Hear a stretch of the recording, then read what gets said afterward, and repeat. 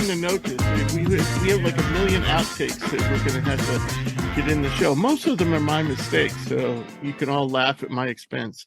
All right. Welcome back to HPP, the podcast that covers college basketball and the NBA draft inside and out. I am Rich Harrison. Thank you for joining us again. Today, I am joined by Pete Howarth, who I mispronounced his name when I gave him a shout out when we were doing the Big Ten preview. Pete, I have to apologize. Forget what I said. But anyway, I definitely messed it up. But you're not the first person. When we've been doing these conference previews, I mean, we literally talk about like hundreds of players per show. And a lot of these guys, when we get down toward the bottom of the roster, I just don't know. I'm not familiar with their names. So I butchered so many names this preseason, and you're just one on a long list. Yeah, I was about to say I'm just a drop in the bucket. So no worries. I've heard every sort of combination permutation. Microsoft Word used to do Hogwarts. So as long as you're not doing that, you're okay. That's the Harry Potter school, correct? Correct. I am not a big Harry Potter fan. Not that I dislike it. It's just I haven't seen them all. I saw the first couple, but yeah, I know that much about Harry Potter. All right.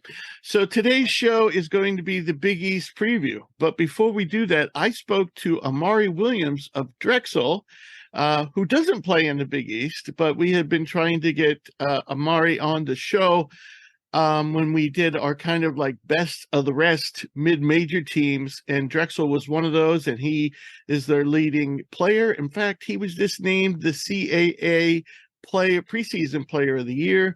So I'm going to roll that interview, and then we'll move on to the Big East. Our special guest today is the Coastal Athletic Association Player of the Year, Amari Williams. The Drexel Center is a two-time Defensive Player of the Year in the conference. Last year as a junior, Amari averaged 13.7 points, 8.8 rebounds, 2.3 assists, 1.4 steals, and 2.2 blocks per game, while leading the CAA in field goal percentage, rebounding percentage, block percentage, defensive rating, player efficiency rating, and plus minus. And I should add, your defensive rating was the best in the country. Also, you were 15th in the country for blocks per game. So welcome to the show, Amari. How are you doing? I'm doing good. Thank you for having me. How are you? I am good, and I'm glad to have you. We've been trying for a while. I believe I originally asked like in June. Yeah, they didn't tell me till like a few weeks ago, I think. Okay.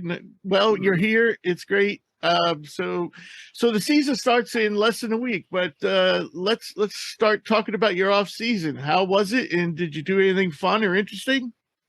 My off season wasn't too bad. I went home. It was nice to have like a kind of a break, especially with what was happening on campus and stuff. So I think that's about it. Nothing too crazy.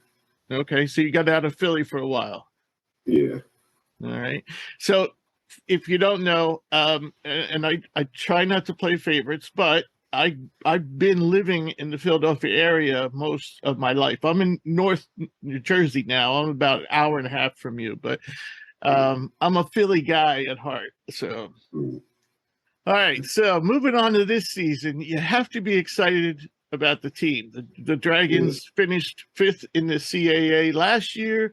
17 wins were the most earned by Coach Zach Spiker during his 7 years at Drexel, but he did take the team to the NCAAs in the shortened post-COVID season, and I see the banner up there. And 10 of your 11 top players return, with the lone exception being Coltrane Washington, who graduated. And in addition to yourself, 4 other highly productive players return: point guard Justin Moore, shooting guard Luke House.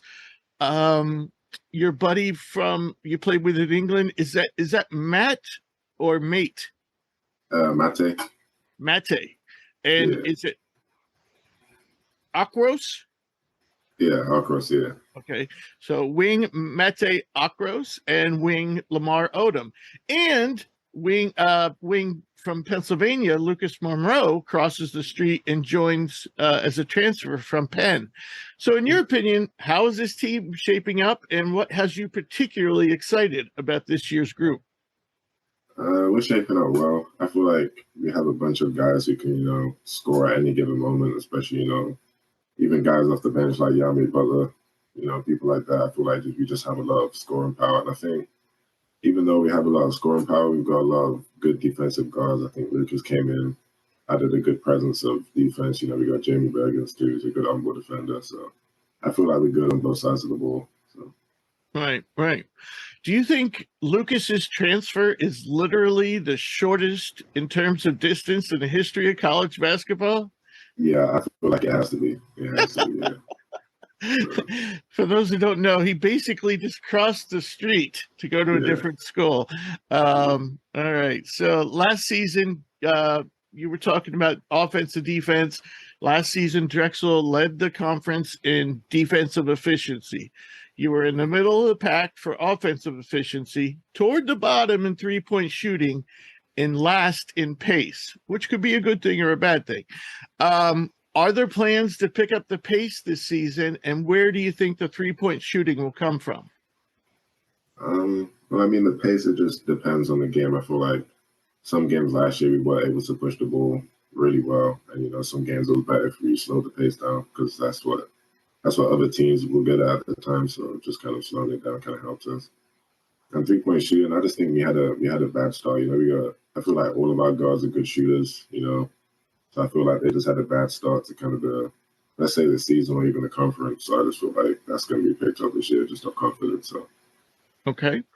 For you personally, where would you like to improve the most, and what aspect of your game do you think is underrated? I would like to keep up my defensive stuff. Try to average more blocks, get more steals. Obviously, with steals is a bit tough, like not trying to jump the passing lanes, get back up too much, but just trying to be, normal with it. And then something which is underrated, I would say my passing. That's what I was thinking. Yeah, I feel like some teams. I'm glad that some teams double because I feel I got confidence in the shooters around the perimeter. So just to find them and see them knock down the shots, it gives everyone confidence. And then that also makes the team stop doubling too. So it's good all around. So. Right. I've seen you snap off some really nice passes over your career, and that was the first thing that came to my mind when I wrote the question. Last season, most of your points came via the post, and you surprisingly had more ISO possessions than pick and roll possessions. What new things can we expect to see in terms of your role this season? New things. I'll say it's kind of the same, just posting up harder type of thing, and just kind of in pick and rolls diving a lot more. I felt like I was popping a bit too much last year, which was allowing the other action, but just diving straight to the rim, kind of sealing in the middle. I think things like that kind of help the team a lot this year. So. Okay, and as far as jump shooting, is that something you've been working on? Yeah, it's something I've been working on. I don't really think I'm gonna shoot it like that, like what people would think, but I mean, it's always there just in case. I'm not gonna doubt myself and say I can't shoot at all, but it's something I just have just in case. Right. And for those who don't know, you're a lefty, so that gives you an advantage, I would think, sometimes over certain players. Yeah, for sure. Alrighty. So we here at Hoops Prospects, we've been covering as many conferences as we could, and we started like in August. There are 32 Division II teams, and this is our seventh, in this episode will be our 17th conference we covered. Unfortunately, the CAA was one of the 15 we didn't cover. So what we did is we had a special episode about those 15 conferences, and we picked 9 teams that we thought had a chance to not only win their conference, but actually make some noise in the NCAA tournament. The CAA was the only conference where we had two teams from, you and Charleston. So you can see we kind of already differ from the coaches poll who had you guys at third behind Charleston and Wilmington. What are your thoughts about them picking you third? I mean, we all have confidence that we're gonna be able to, go all the way, go to the tournament this year. That's kind of something, we've got in our minds. But like I said, I feel like this conference is a tough conference. I feel like there's loads of teams where kind of like you surprise you on any given night. And it was shown last year. I feel like a lot of the teams last year, let's say mid-table, bottom table, will end up being, the UNCWs, the Charles Lighthouse, and things like that. So it's just kind of whoever really comes out with a fight, I feel like, and it's something we've got to be ready for. But I feel we're going to be ready for it. So, all right. So, would you say your biggest strength going into the conference has got to be continuity? I mean, I know you have more than Charleston, and you definitely have more than Wilmington. I would say so. Yeah, I feel like all three of the teams you just mentioned have a lot of depth. That's something which is kind of important in this conference, I would say, especially from last year. So yeah, I think that's kind of the interesting part. So. Right. So Drexel, you're a young man, so you probably can't appreciate the history here, or maybe you can. Maybe they talk about it a lot, in Philadelphia. But the Big Five used to be huge. And Drexel is now finally part of the Big Five. Are people excited about that? Yeah, for sure. I feel like, especially a lot of people on the coaching staff, things like that, guys like Luke House, and Justin Moore, all from the city, feel like it's big for them too. And it's just the opportunity to play the Wells Fargo on December 2nd. I feel like that's something everyone in the city is looking forward to, like yourself. So. Right. And there's going to be a triple header there, and that the championship will be determined, and I'm hoping to attend, so maybe I'll bump into you there. So you were born in Nottingham, England, and you've played for the under-16 and the under-18 Great Britain national teams. I assumed, during that process that you faced some current NBA players, because like when you played in the under-18, Sante Adama, Usman Garuba, and played for Spain, and Alperen Sengun played for Turkey. So have you matched up against those guys, and what was the overall experience playing with the team like? Yeah, I did. I actually ended up guarding both of them in the under-18. Garuba and Sengun? Yeah, and even I forgot the one from France, Musa Adama. Sante Adama. Oh, from France, who? Yeah, so I ended up guarding those three. Okay. So it was a good experience. I feel like we did quite good actually. We was one game away from making the World Cup the next year. So I feel like it was a good experience. I didn't really play that much. I was like a year young, and Right. It was still a good experience, match up against those guys, see how it really was before I ended up coming over to America. So, right. One thing I've noticed, especially when I'm doing these conference previews, so I always look to see where the guys who graduated, where they are now. And I am seeing so many more players sign in the British BBL. It seems like basketball's really finally starting to catch on in Britain. Am I correct about that? Yeah, you are. Yeah.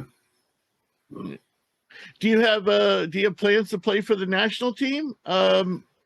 Senior national team when you get a chance? Yeah, I'd say so. Somewhere down the line, hopefully, just see how it all pans out. So. Okay. I interviewed.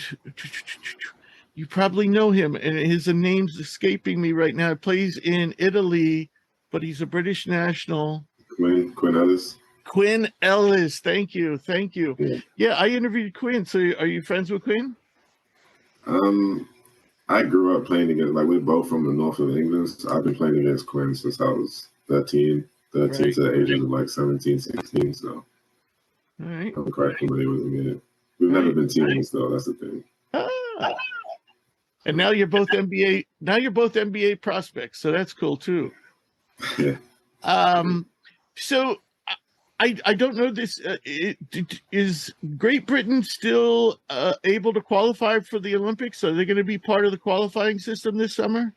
I think it's too late for us to qualify. I'm not sure. I Well, no, there's like 40 some teams that are still eligible, but I just don't know if Great Britain's one of them. No, we didn't go to I think it's Eurobasket. So I think you have to be in Eurobasket at least to be able to qualify. Okay. But I'm not sure. I haven't heard anything about it. So. Okay. Did you catch any of the World Cup, the FIBA World Cup this summer? Yeah, I kind of did. I was here for most of the games, so like the time difference was crazy to kind of catch a game. I'd have to wake up crazy early, so I didn't really see like many of them. So. Okay. I caught just about every game I could. It was really great tournament. What other sports interest you? Coming from Britain, you probably have a little different taste than your average Philly guy. Yeah, I would say what you guys call soccer. Right. That's the only kind of different sport I'm kind of interested in, which isn't really big over here. And what's your team? See, I'm a Chelsea fan, but recently my hometown city, Nottingham Forest, just got I think it was promoted 2 years ago. So I feel like I have to support them. So I get 3 teams right now. Right. Okay. How about F1? Are you in F1 at all?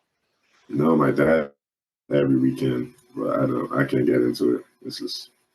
Is he a Lewis Hamilton fan? Yeah, for sure. That's definitely necessary. Right.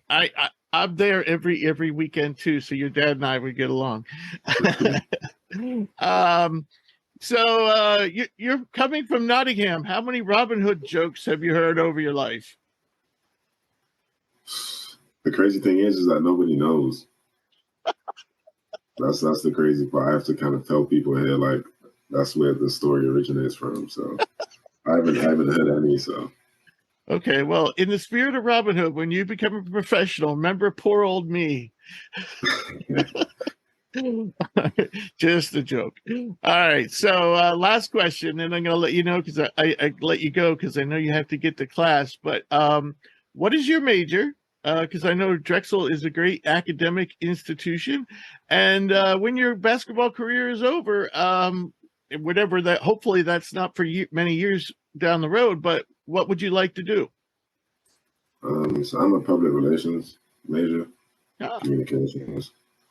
And when I'm done, I would like to stay in sport, kind of working like the marketing side of basketball, kind of like behind, like with the teams and stuff like that, like the jersey side of just, trying to stick around sport as long as I can, even if I'm not playing. I feel like that's kind of something all athletes want to do if they start playing. I feel like so that's something for sure. Okay, great. Yeah, you could be an SID and move up to head of basketball operations. We have a guy on staff who just did that. He started off as an SID. Now he's head of basketball operations. So, yeah, you could move up quickly if you're bright, which you seem to be. So, well, Amari, I want to thank you for being on the show. I wish you and the team the best this season. And I hope you come join us again after the season and let us know, what's next for you. Yeah, for sure. All right. So thanks so much. All right. Thank you. All right. It was great talking to Amari. I believe that is the 3rd international player that I have spoke to in a row. Talked to Fas Traore of BYU, who's from Mali, and then I talked to Baba Miller, who's originally from Spain, and then Amari Williams, who is from Nottingham, England. And Pete, you weren't there for that interview, but one of the funniest things he said was, I said, how many Robin Hood jokes do you hear? And he said, you won't believe this, but I never hear them because nobody knows that Robin Hood came from Nottingham. And I'm like, what? Huh. Yeah, that's what I said. Yeah. Well, some people say America's getting dumber and dumber. All right. So we'll review what happened in the Big East last year. Marquette won the regular season title by 2 games over Xavier. And the two teams also met for the conference championship in the Big East tourney, and Marquette won that as well, 65-51, to earn the automatic bid to the NCAA tournament.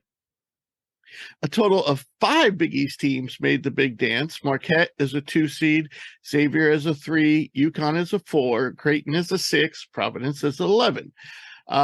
Xavier, Creighton, and UConn all made it to Sweet 16. Xavier's run would end there with an 83-71 loss to Texas. Creighton would advance to the Elite 8 before falling to San Diego State by 1 point. And UConn, of course, would go on to win the national championship in fairly convincing fashion. In the NIT, Seton Hall and Villanova were invited to the NIT, but they were hampered by injuries and both lost close contests in the first round. For example, Cam Whitmore did not play for Villanova.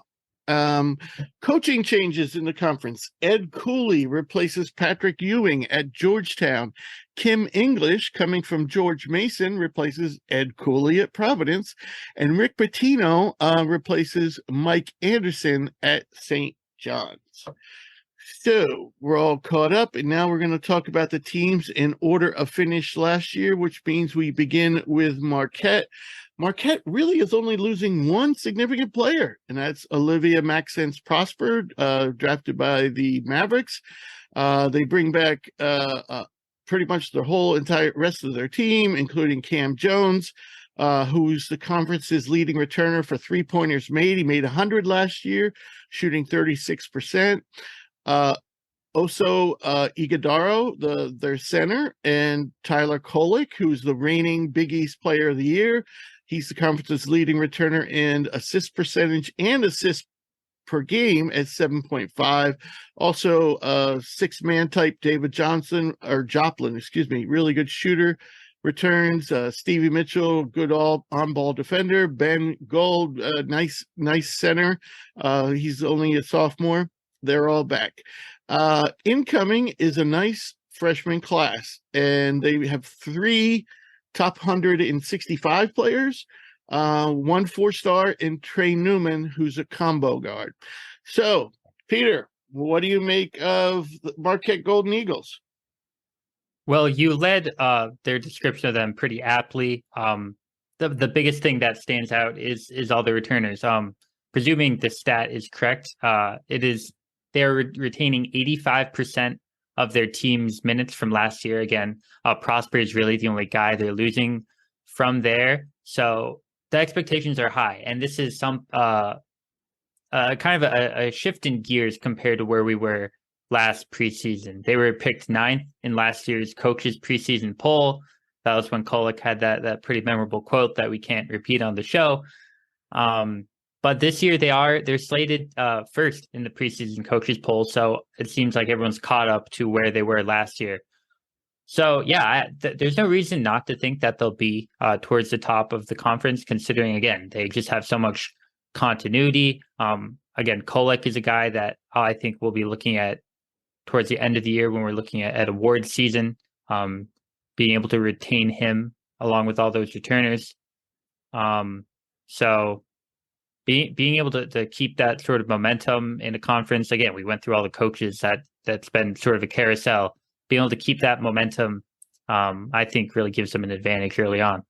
Yeah, and Shaka Smart won Coach of the Year in the conference, and in some, there's not any definitive award.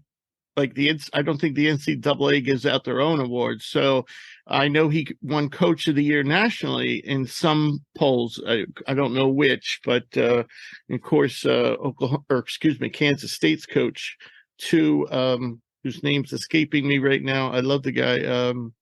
But anyway, he won. It was like him and Shaka Smart kind of split the national Coach of the Year awards. But the one thing I noticed about Marquette last year, I made 2 observations toward the end of the season. And one was, first of all, Marquette's a very pick and roll oriented team. And as far as roll man's possessions, and that would mostly go to Ighodaro, they were 11th in the country for having the most roll man possessions. And it seemed to me that teams caught up with that. They knew that Kolek was a pass-first guy, and they basically dared him to lead to carry the offense. They took away the passes out of the role, and that's when they really started to struggle. And in fact, Kolek, I'm looking for his numbers here. In the tournament, they won their first game and then lost to Michigan State, but total in the tournament, he made just 5 of 19 shots. The other thing I noticed was that Prosper, and this became more apparent, I thought, toward the end of the season, was the team's best shot creator. And now he's gone. So you have Cam Jones is a good shooter. Joplin is a good shooter. Kolek is a decent three-point shooter. But it's all based around, the pick and roll and then kicking out to those shooters. Not a lot of them are really good at going one-on-one. And so that's why I'm not super high on this team. I don't know if I could quite call this a Final Four team, because if they had like one guy they knew they could go to in a pinch that could just create his own shot, I'd feel much better about this team. Yeah, I agree with you on that. And, just looking at to see, if there's anything that could change, considering again so much retention. Their top recruit, Trey Norman, combo guard. He's not a terribly huge guy. He's 6'3" at the guard, 6'4", 6'3" at the guard position, and he's more of a defensive energy guy. He's not going to be a big offensive contributor, not unless his shot improves. So again, trying to fill Prosper's shoes, Norman's not going to do that in terms of the height, and I don't love it in terms of the offensive creation. Right. I think their best bet is Cam Jones. I mean, he showed some, but he was mostly a spot-up shooter last year. But I think he might have the ability, to be that shot creator. And we have him pretty high on our draft board, so I guess we're kind of banking on that. So. All right, so now we're going to talk about Xavier, and boy, they've had a mess there in the offseason. First of all, they lost a ton of firepower.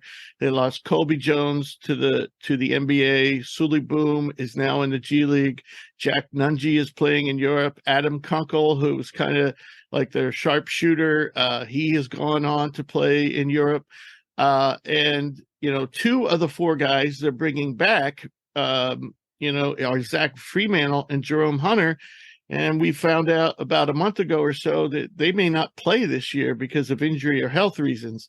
So that leaves Desmond Claude and Cam Kraft, 2 players I like, especially Claude. He's a big combo guard, very good defender already.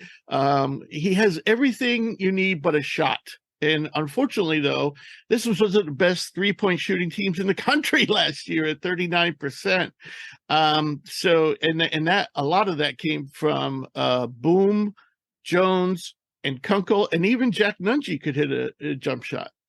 So they do bring in a bunch of new guys, including Davion McKnight, a nice playmaker from Western Kentucky, Quincy Olivari, who averaged close to 19 points a game last year from Rice, but he's not a great shooter, but he is a great scorer. They bring in Abu Usman, who was the anchor of North Texas's defense. And if you follow North Texas, they have one of the best defenses in the country. They also bring in 3 high recruits, including Trey Green, a point guard, number 62 in the composite rankings, and Dalen Swain at number 89, a wing. He was 89 in the composite rankings. But what might save this team is 2 European transfers, or not transfers, freshmen coming in, and that's Sasa Siani, who comes in from the Croatian league. He's a 6'9" power guy, dominates in the paint as a rebounder and a scorer. And they also have Lazar Djokovic, who is he's 6'10", he's a little taller, but a little lighter, skinnier. And he's more of a stretch 4 or 5. And he played last year in the Serbian league.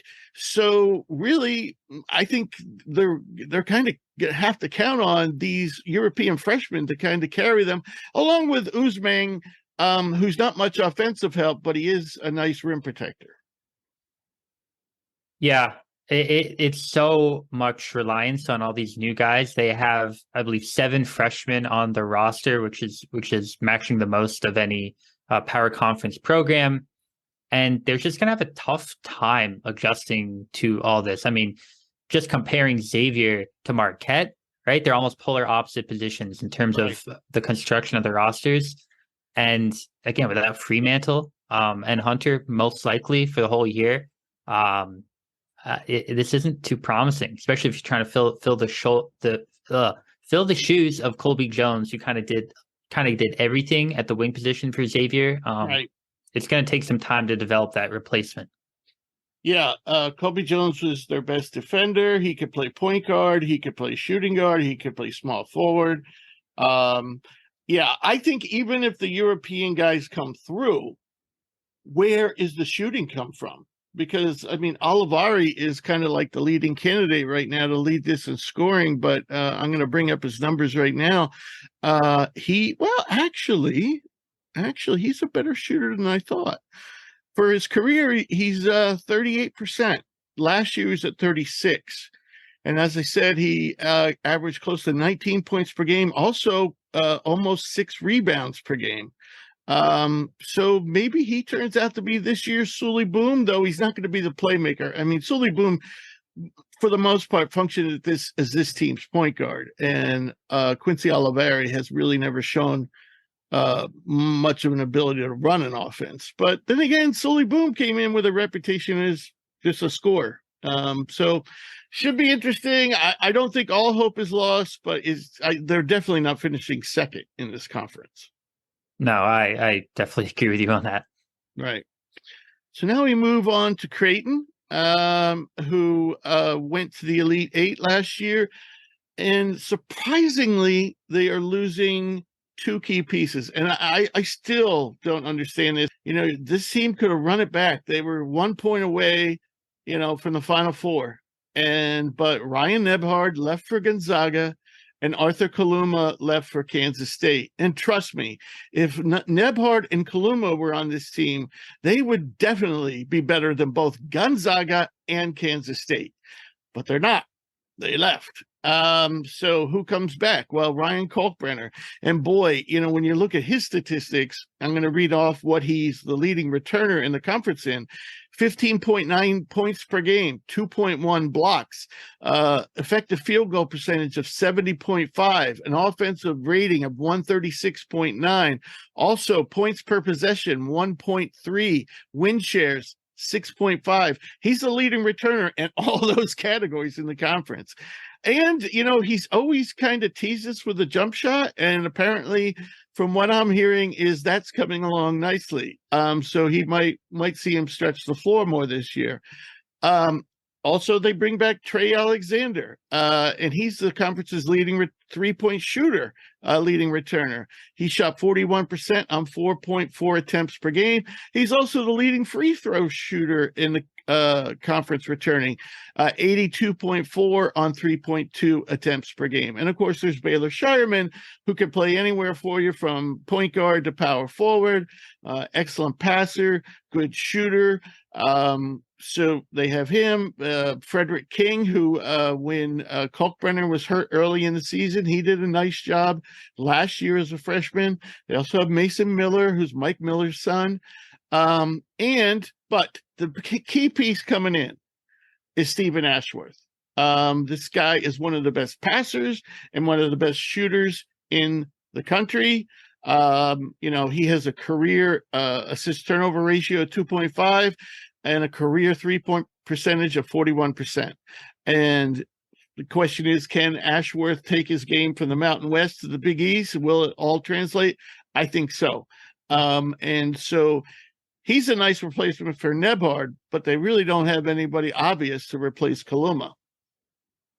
No. And I think that's what, when you start to nitpick Creighton here, again, they're still ranked top 10 in the country. It's not like we're talking like they're a terrible team here. their depth, I think, is going to start coming into question. I think, I believe it was Coach McDermott who said he wants to run around like an 8-man rotation, so a little more shallow than you'd hope. But it's their top end of their roster that really stands out. I mean, you went through Calipari's stats. He might be the best big man in the country outside of Zach Edey. That is yet to be determined. And then, it's the trio of Kalkbrenner, Alexander, and Scheierman that have the chance to be as good as any top end talent in the conference. I mean, we went through Xavier, right? They lose Colby Jones, and they'll be without Fremantle and Hunter most likely. Marquette is losing Prosper. Creighton, other than Nemhart and Kaluma, they have the highest end talent, maybe. So the depth thing is a question, right? And so Ashworth, if you believe in him or not as being able to be a table setter, I guess that's the question here, other than Kaluma. Do you have any thoughts about Jonathan Lawson then? The Lawsons always come in with high recruiting rankings and they never seem to pan out for the most part. I mean, there's like 5 of them, maybe 6 of them that have played basketball, or maybe still some in the pipeline. Lawson is the latest. He's the youngest that I'm aware of. And I don't know. I mean, he didn't get a ton of playing time last year at Memphis. So usually they're long, athletic. They're pretty good rebounders, pretty good defenders, but their offensive game is usually always lagging. The guy I'm excited about, I haven't heard much from him in the preseason, but is the transfer from Virginia, Isaac Trout. Trout was a top 60 guy last year, 4-star, and he's 6'10", I think around 230, but he can really, really shoot. I mean, I'm not talking about like a 33% guy. I'm talking about he could be 37, 38, 39% from deep. Now, that's very different from Kaluma, because one of Kaluma's weaknesses was shooting, but he was a really good defender, rebounder, slasher. So this team would have a much different look, with Trout replacing Kaluma. But I think he's he might be the swing piece, or Lawson, one of those guys is going to be the swing piece, for this team to achieve the same thing they did last year. All right, we'll move on to the reigning national champs, who actually finished 4th in the conference, believe it or not. And they lose right off the top. They lose 3 guys to the NBA.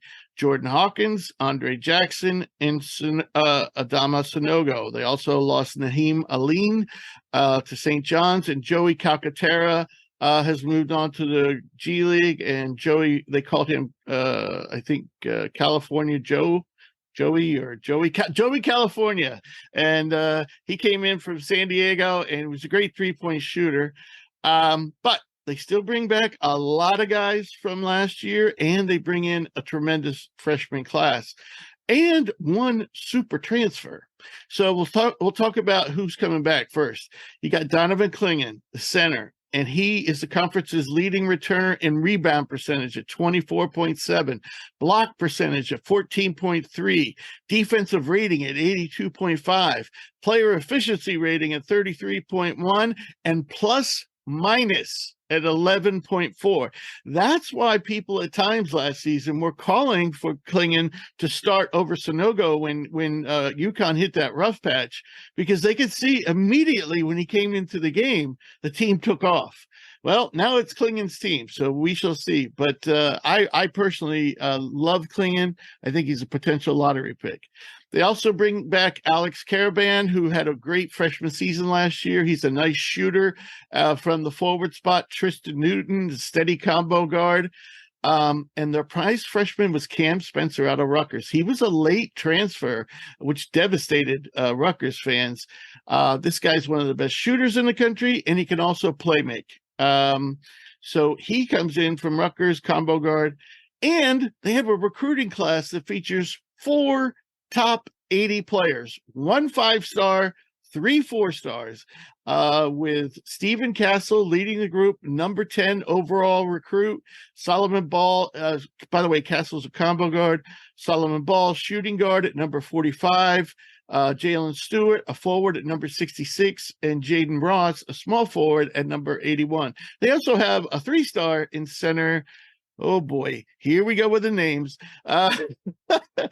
Trust me, they have a 3-star center. I'm not even going to try. So I will say I can't see his first name. It's Yusuf. You want to try his last name, Pete? I'll go Singari. That's what I was thinking. Singari. All right. So Yusuf Singari is the 3-star coming in. So what do you think, Pete? I know you go to school up near, not at Connecticut, but you're not too far away. What do you think of the Huskies this year? Well, I am a UConn alum. I did do my undergraduate there. So I did not know that. I did not know that. Yeah, so I'm very familiar with this team. I suffered through the Andre Jackson era when he wasn't good. So addressing the holes that they're going to have when you have 3 guys leave for the NBA is probably the first thing to do, right? Hawkins brings 3-level scoring and shooting off the dribble, and I think that's where Spencer's addition is really huge, because like you said, Castle is more of a combo guard. He is more of a get downhill at his 6'5" frame.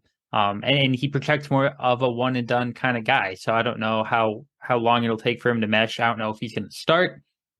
And then the other question is Klingon. For me, I am a big fan of the guy, as you are. His per 40-minute stats last year got to around Zach Edey level. I wouldn't expect him to be Zach Edey by any means. But he was in a walking boot at Media Day. I don't know the latest update on that, but I heard today he's good to go. Okay. Well, I mean, that's promising. I expect Alex Caravan as a returner to be a big step up. He had a lot of clutch shots. He played heavy minutes, but he didn't have the ball in his hands that much with Jackson and Hawkins. So if he steps up, that's big. And then Calcaterra, I think, is an underrated loss. He's not an NBA guy, but he was a real spark plug guy, as someone who could come off the bench and provide some 3-point scoring. And so I think Solomon Ball or Castle obviously are going to have to be relied on. But I think Hurley will rely on these freshmen. Yeah, I think he's going to have to. I don't think Diarra is the ideal starter, especially if you're going for a national championship. I mean, he might start out of respect, but I would expect a couple of the freshmen to get more minutes than him ultimately, especially the top 2 in Castle and Ball. But yeah, I like this team. I think they're headed toward another. I think they're going to be battling for the top of the Big East again. Yeah, and the way that they were addressing the media in the preseason Big East Media Day, they weren't dismissive of the conference. They don't think just because they had a bad showing in the Big East tournament and then they went on the run in the NCAA tournament, they're not looking past what this regular season means in the conference. So I do expect a more of a bounce back conference season because, they went on the run after they were sort of disappointing at that stage. Right. Yeah, I think too many people put emphasis on when they went to pick their bracket, which I didn't. I picked UConn to win it all, and I cleaned up amongst our fellow writers here, and I cleaned up in a couple of contests that won me a nice piece of change by going with UConn to win it all, because I kind of threw out that, when they lost 6 or 7 games, and I was like, damn, this team's got too much, and they all fit together nicely. Yeah. And my biggest complaint, ironically, about the team all season was Sanogo. And most people would say he was the MVP. No, it was a shared opinion. I think he, didn't show the ability to stretch the floor. For someone who had such soft hands, he turned the ball over, I think, too much to people's liking, and that's why they went to Klingon, right? That more modern sort of gigantic guy. It wasn't a great shot blocker. It took forever for him to make up his mind in the post. You'd be like 1,001, 1,002. He would just hold the ball and the offense would just stall. And that's why on the show, when we were doing it weekly, I'm like, just put Klingon in there. I don't care. He's a senior and Klingon's a freshman. Just put him in there. So, yeah, all right. So we'll move on to Seton Hall, which finished in the middle of this conference, fifth, to be exact, right behind UConn. And that was kind of surprising to me because this team, it seemed like every game somebody was out or somebody was coming back. I don't think Kaderi Richmond was there for the end of the season and didn't play when they made the NIT. Yeah, I actually think this team overachieved when you look at the talent level and take into account the injuries as well. But anyway, they lose Tyrese Samuel, their center power forward. He goes to Florida. Casey Nadefu moves on to the G League. He was their elite defender who started off at Fairleigh Dickinson. Those are their two primary losses. They bring back Richmond. They bring back Amir Dawes, who's a great shooter. And they bring back Dre Davis, who I think has a lot of potential at wing, though his brother left for Notre Dame. So he wasn't too high on where his standing at Seton Hall.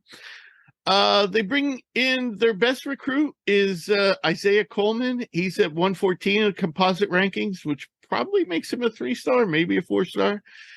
And then, they bring in one nice player from St. John's and Dylan Ade Wusu, combo guard from St. John's. He's a solid player. They bring in a promising sophomore and Sadarik Njenga, a power forward from Boise State. They also bring in a couple of centers to replace Samuel, who neither of them I'm excited about.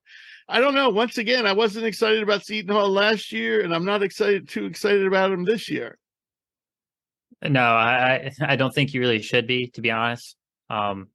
We'll see if the second year in the Shaheen Holloway era can sort of help smooth out some of the bumps they went through last year, because they had the worst turnover percentage in the whole conference, right?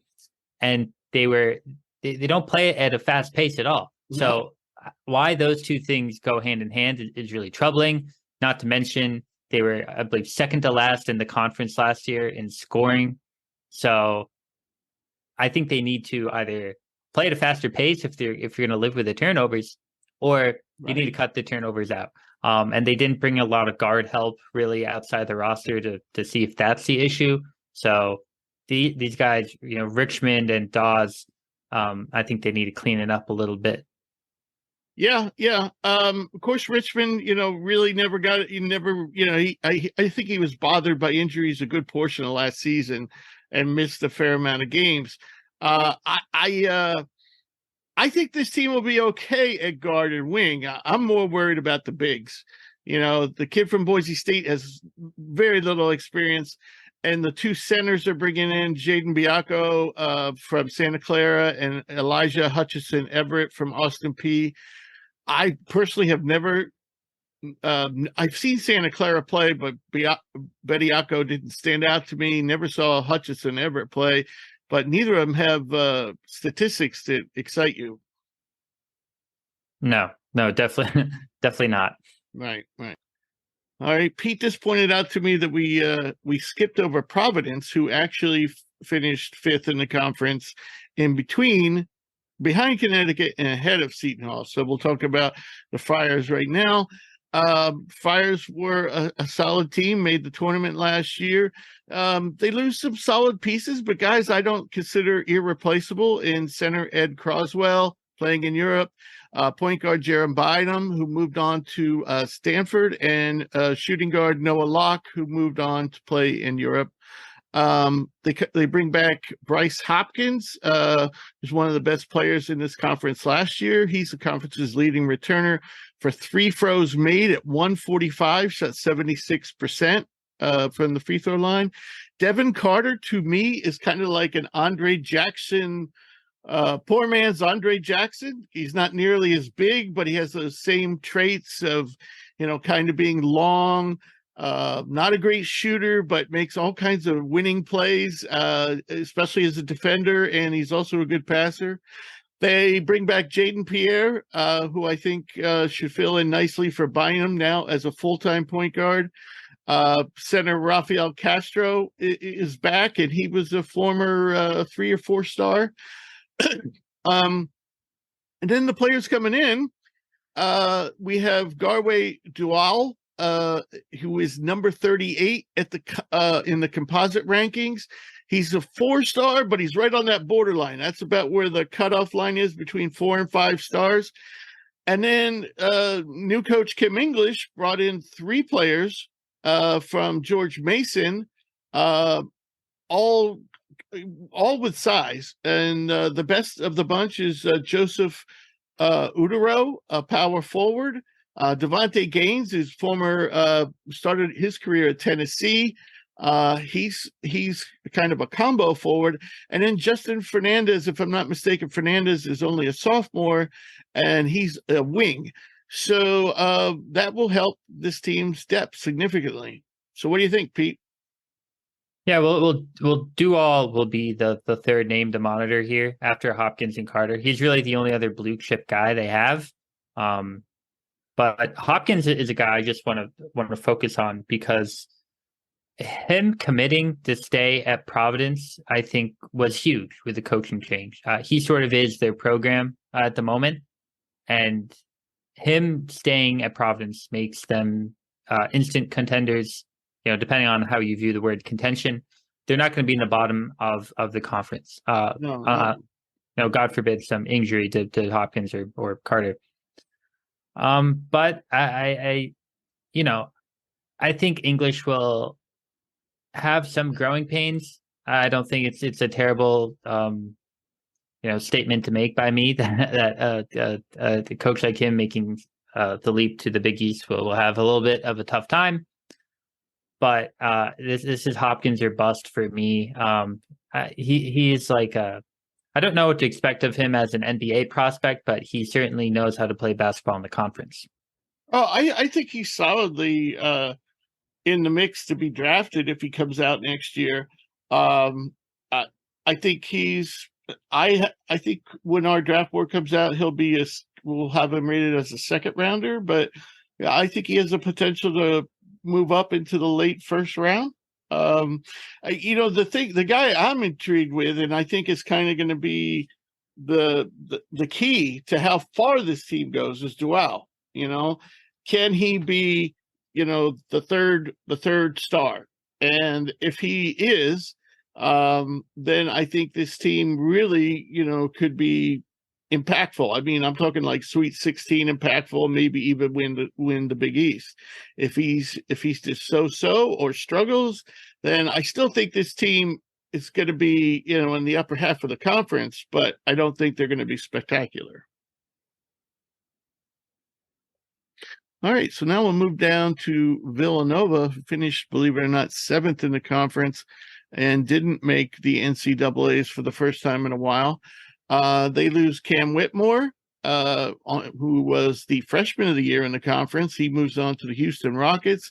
Caleb Daniels moves on to the G League, and Brandon Slater moves on to the G League. They do bring back still, they had a number of, quality pieces, guys that were 4-star players. And most of those guys are back, including Justin Moore, who missed most of last season while recovering from an Achilles injury. He did join the team late in the year. Power forward center Eric Dixon comes back, and believe it or not, he's the conference's leading returner in usage percentage at 25.7. Freshman guard Mark Armstrong, who struggled especially early last year, he comes back. Jordan Longino, a wing, comes back. Chris Archidiacono, Ryan's younger brother, comes back. And this is another surprising stat. He is the conference's leading returner for points and assists per possession. Wow. Because I am not a huge fan of Archidiacono starting for this team. And then, of course, they bring back Brandon Housen, who was a freshman last year and shot the lights out, better than 40% from deep. But what really has Villanova fans excited is what they got from the portal. And they bring in 3-and-D guy Hakeem Hart from Maryland, Tyler Burton, who we interviewed last summer. He was, he was an all-conference type in the A10. He can do a little bit of everything: rebound, defend, shoot. And he comes in, and he's a combo forward. He can play small forward, power forward. They bring in TJ Bamba, a shooting guard from Washington State, who had his best year last year. He as a junior last year. And then they bring in Lance Ware, a power forward, center type from Kentucky. Never got a lot of playing time at Kentucky, despite being a high recruit. And one thing he brings that this team sorely needs is shot blocking. Nobody on this team could block a shot to save their life last year. And finally, they got somebody who can block some shots. Yeah. Villanova's just, this isn't the Villanova of old, right? In the Kyle Neptune era, we're only in year 2, but I think expectations are going to start to come back to earth, right? They had a 17-17 record last year, and now that we're another year removed from Moore's Achilles injury that he had suffered, so I think it took a little bit of time for him to come back to form last year. Right.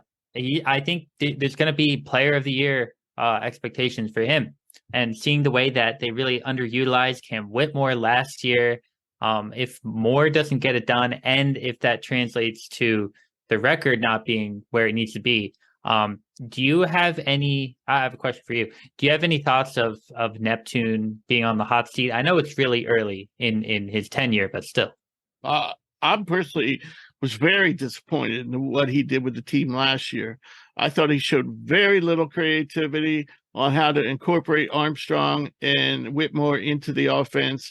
It seemed to me like he was trying to put square pegs in the round holes by trying to do the same thing Villanova did every year. But they never had a player like Whitmore, and they turned him into a spot up guy.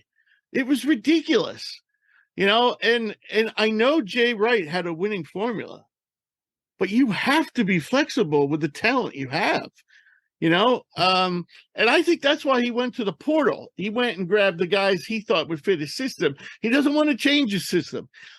And I think that, and notice, Villanova doesn't have a top 200 recruit in the first time in forever. That's not good. That's not gonna sit well with Villanova fans. We have grown spoiled. We have grown used to being a top 20 team and being a Sweet 16 team. And we're not going to settle for the NIT, and we're not going to settle for, raiding the portal every year. So I think Neptune is on the hot seat. And I'll tell you what really might be the thing that's some people are going to say, oh, come on, it's way too early to say he's on the hot seat. But what came out about Cam Whitmore when rumors came out that Villanova coaches, specifically Neptune, talked poorly about Whitmore behind his back to NBA scouts. Now, obviously this story hasn't been verified, but it was put out there by some respected reporters. If that is true, okay, because we all wondered, why did Whitmore fall from where he should have been about 5th in the draft all the way to 20th? If that is true, and if the administration knows it, that is strike 2 already for Neptune. Not using Whitmore properly was strike 1, then bad-mouthing him, strike 2. You get where I'm going? Because you can't have a coach bad-mouthing NBA players, because players come in, they play college basketball with the hopes of playing in the NBA. And if they think their coaches are going to talk poorly about them behind their back, then you're not going to get a lot of recruits. And how many big recruits did Villanova get this year? 0. Yes, he's on strike 2 already. I was about to say, I'm glad you brought back the recruit part at the end, because I think that could be the strike 3, right? you don't get any high recruits, so you go to the portal. Not to mention, I think with the portal, there's the risk that it seems like when guys enter the portal, once you do it, you're more likely to re-enter the portal again because you're not satisfied with your playing time, you're not satisfied with the current situation. So there's a chance some of these guys that they brought in, it becomes a one and done season at Villanova before they pack their bags. Hart and Burton are gone next year. They're gone. They're not going to be here next year. Bamba probably will, and Ware probably will. But of the four, Burton and Hart are the two best transfers, and they won't be here next year. Yeah. So unless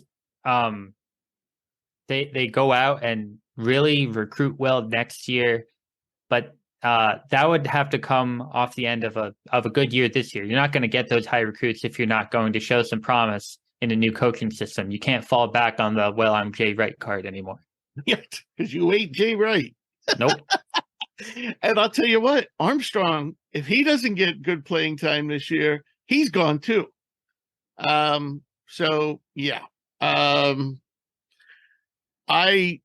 think this team has potential. I think it has potential to challenge for the Big East title, but I have zero confidence in Kyle Neptune.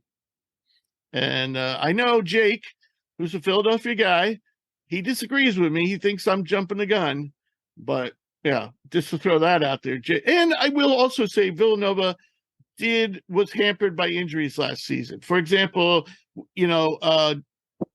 Whitmore didn't have the preseason to practice with the team. He joined the team, like 10 games in, and then he got hurt again toward the end of the year. And then you didn't have, more till the end of the season. And there were a couple other guys that were banged up. So, yeah. So let's say strike 2.5.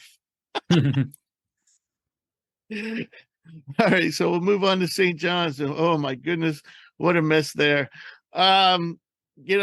Everybody's gone. I mean, Pitino kept one guy, and that was Joel Soriano, their big-time center, and he's the conference's leading returner in rebounding at 11.9 per game. Guy's a moose inside.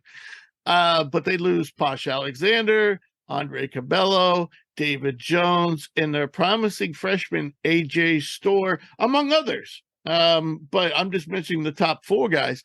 And I was really surprised. It wasn't a surprise to me that he let Corbello walk, because Corbello's kind of been a malcontent, a little bit of and he was definitely a troublemaker at St. John's last year. But David Jones is a solid player. AJ Storr is a very promising player. And Posh Alexander is kind of a player you want on your team. You're going to get 100% from him all the time. So I was surprised Pitino didn't hold on to more.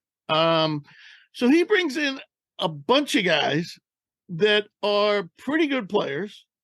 But he does bring in one potential star as a transfer and one potential star as a freshman. And the potential star as a transfer is Jordan Dingle from the University of Pennsylvania.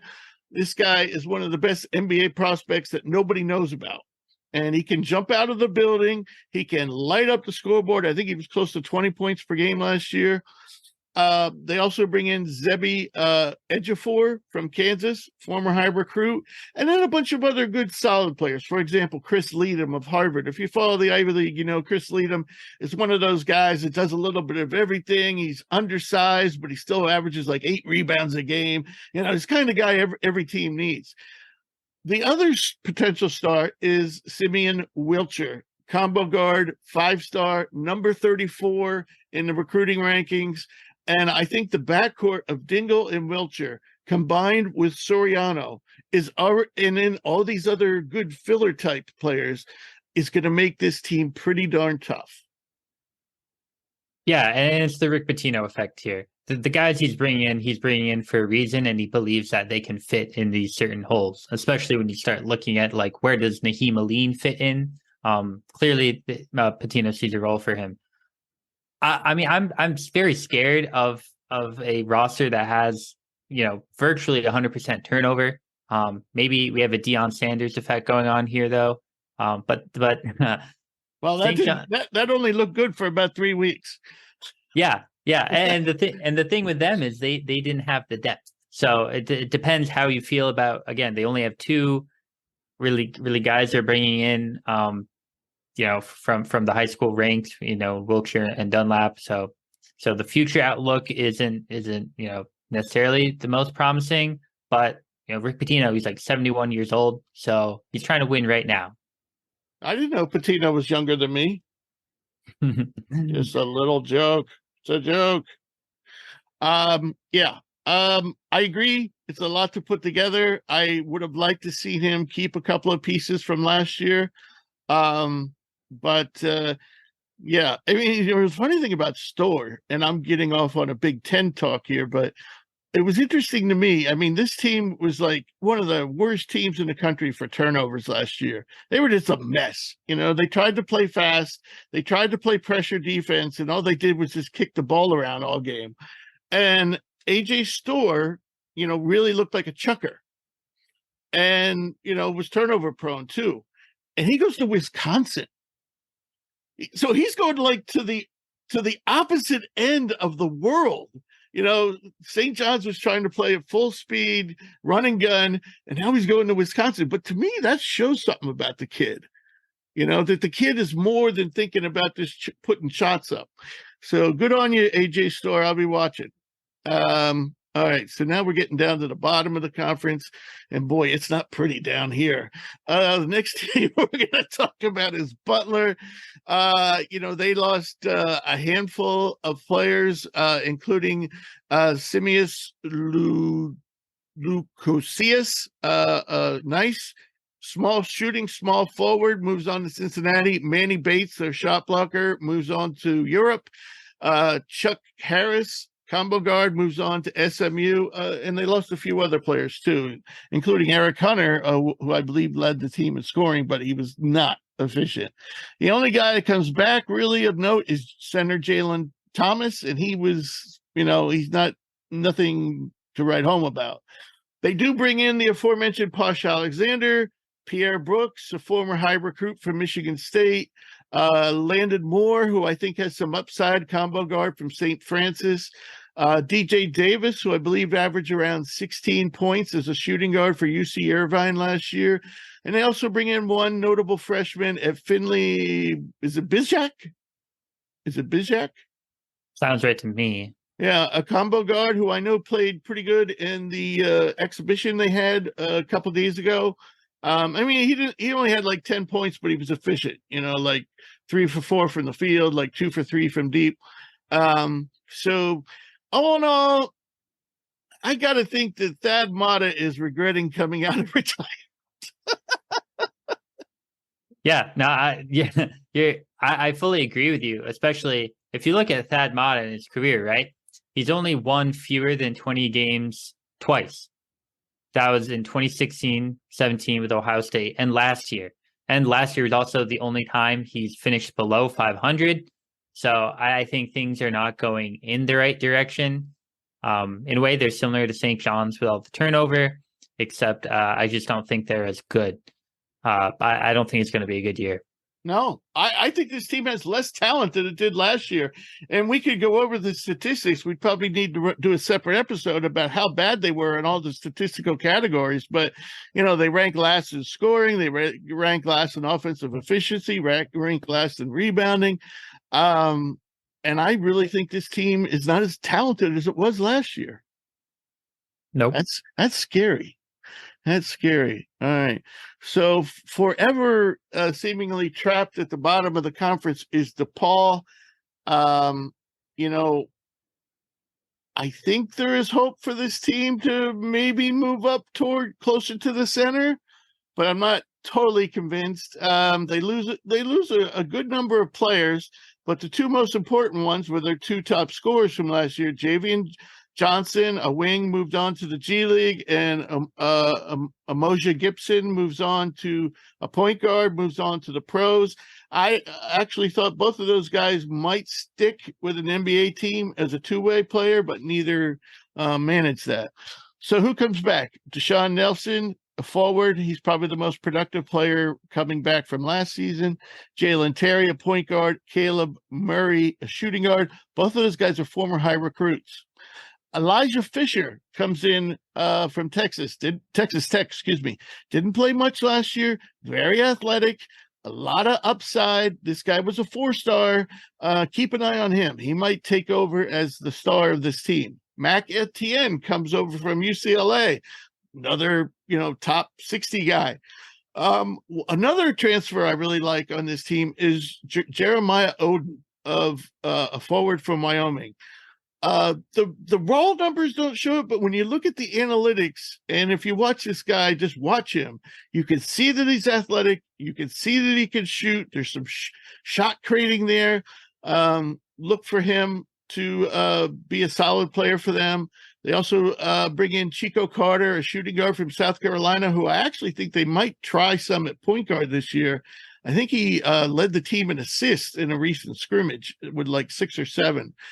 And lastly, they bring in Churchill Abbas from the NBA Africa Academy, or NBA Academy Africa.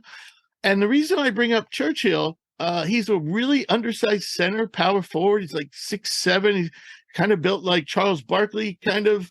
But he really made an impression on our Clayton Conover when we sent him out to Basketball Without Borders, and he mentioned that he really liked Churchill. I think Churchill's going to have to drop some weight to reach his full potential, but he definitely has, right now, could contribute as a rebounder, maybe a shot blocker. So what I see here with DePaul is maybe 6 or 7 pretty good players, potentially. Some of these guys are going to have to live up to the recruiting rankings, like Fisher and Terry and Murphy. But I think the fact that DePaul is second, or finished second to last in the Big East last year, says more about Georgetown than it does about where DePaul is at, personally. Yeah, Fisher is the big guy coming in, like you mentioned. And yeah, I don't know if it's going to translate just because we haven't really seen much run. I mean, he played 28 games last year with Texas Tech. He only started 1, played about 12 minutes per game. He didn't shoot a lot of threes. He didn't make a lot of them. He didn't get to the free throw line very often, and he was terrible at the free throw line. So I don't know if the scoring is going to be there, and you have those obvious holes to fill with Johnson and Gibson. Yeah, definitely. Oh, definitely. I mean, those two guys could definitely fill it up, and there is no clear-cut guy on this team right now to, like, who's going to pick up that role. And I know Fisher, he's more known for his athleticism than he is for anything else. So, yeah. You're right. His game is rough around the edges. So yeah. All right. Last, we'll talk about Georgetown. And is this maybe Villanova will fire Kyle Neptune and hire Patrick Ewing? I sure hope not. I sure hope not too. Boy, oh boy, what a mess the Patrick Ewing era was. But that's all over. Ed Cooley comes in. Ed Cooley wasn't left with much to work with. Primo Spears, who seemingly played like 40 minutes a game every game last year, point guard, moves on to Florida State. Brandon Murray, very athletic wing, moves on to Ole Miss. Acook, excuse me, moves on to West Virginia. He's great long defender. Quadis Wab, steady post scorer, moves on to Penn State and others. The only players of note coming back are Jay Heath, who's kind of a chucker, not overly efficient, and Ryan Mutombo, the 7'2" center of Dikembe Mutombo, who didn't get much run last year. So that might be a good thing. Because Ewing didn't seem to know. He played with his lineups constantly. There was a revolving door constantly spinning there. He didn't seem to get along with anybody. So maybe, I don't know, Mutombo, he was a high recruit coming out. We'll see. Certainly has the size. And then joining the team, some notable transfers like Jaden Epps, point guard from Illinois, Dontrez Styles, a small forward from North Carolina. They also have a couple of 3-star guys coming in. This team's moving in the right direction, I think, but they're really starting from scratch. Moving in the right direction is probably the right way to say it. Just how fast are they moving in it? Cooley had said that this isn't the best year to be taking a new job in the Big East, and I think everything that we've spelled out so far, with quite literally every other team in the conference, kind of helps display that. In the preseason coaches poll, they are 8th, so right behind Providence. Yeah, so they are ahead of Seton Hall, Butler, and DePaul. So I think, well, the coaches definitely don't see this conference like I do. Then, yeah, maybe not. I don't think they really align with what you're thinking. But I think it's thinking that Cooley will bring some more stability to the bench, and maybe some more consistency than what Ewing did with some of the flameouts, and we all know the mic'd up clips from Ewing and all that stuff. Yeah, I mean, it was amazing to me. Every year he would have a nice recruiting class, decent transfers coming in, and they just underperformed year after year after year. And as soon as they would come in, they would go right back out the door. I don't know how. Well, I do know how. You know, he has a legacy there as a player, and John Thompson loved him, and so they gave him the benefit of the doubt. But really, I think they gave him the benefit of the doubt too long. You know, that this coaching change was long overdue. I mean, I wish Patrick Ewing the best, but man, it was really bad at Georgetown. Yeah, right. I agree. So who do we have winning the conference? And I see we have a difference of opinion. Yeah, I mean, I have some bias here, right? So I'm going with the UConn pick as a UConn fan, although I will say I don't think UConn or their fans really care about if they win the conference. They just care about what happens in March. We saw that last year. Right. My rationale, though, is that they finally got some of their postseason jitters off their back by winning the NCAA tournament. Again, Hurley, for the first 2 years of NCAA play in Stores, lost in the first round both times.